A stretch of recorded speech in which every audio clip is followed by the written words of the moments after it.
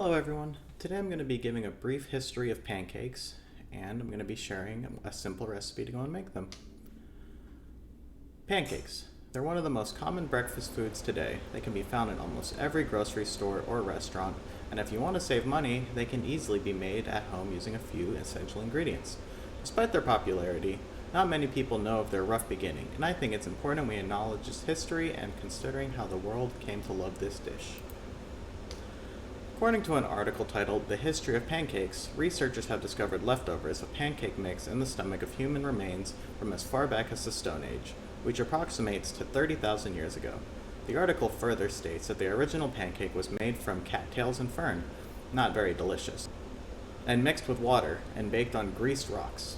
For more interesting and probably more appetizing version of the world's earliest pancakes come from the ancient Romans and Greeks, whose pancakes consisted of wheat flour, curdled milk, honey, and olive oil. Sounds a lot better. Furthermore, the article states that it wasn't until the 19th century did people begin using the term pancakes, in place of the other common names that we may know of, such as hoe cakes, flapjacks, girdle cakes, pancakes with waffles. In another article titled 10 Things You Might Not Know About Pancakes, author Claire Gillespie states that historians believed 1st century Romans to have made pancakes using milk flour, eggs, and spices, a recipe most familiar with us today. Like most other things, as time progressed, so does food, and the world-famous pancake has sure made a way around the globe, coming in all sorts of textures, tastes, and toppings, unique to their respective cultures. Did you know pancakes aren't always sweet? For example, the French crepe are a much thinner version of pancakes and can have onions, herbs, and meat added to them, and likewise with the Vietnamese pancakes. Many countries around the world have their own delicious deviations, and I'd like to share a few with you, starting with the Japanese fluffy pancake.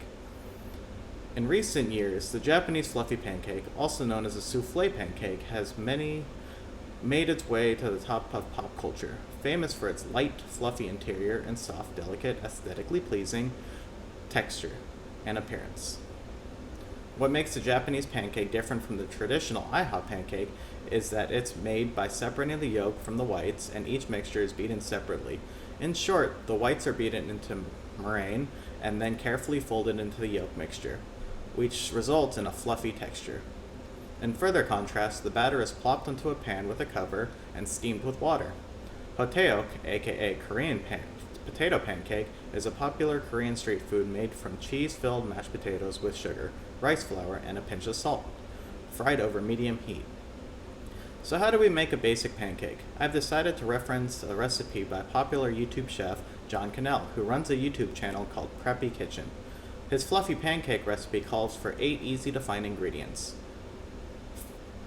4 tablespoons of melted butter, 1 1/3 cup all-purpose flour, 1 tablespoon baking powder, 2 tablespoons of sugar, 1 teaspoon of salt, 1 large egg, 1 cup buttermilk, 2 tablespoons of vanilla extract.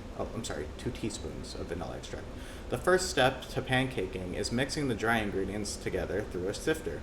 A sifter is recommended because it helps make sure the dry ingredients are smooth and lump-free.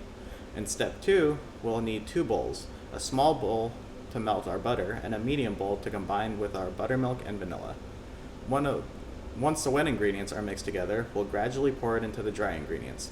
It is important to note that overmixing is possible, which leads to the development of gluten, resulting in a tough, chewy pancake. One should mix only until the ingredients are clearly incorporated, but not smoothened. The presence of lumps are completely normal.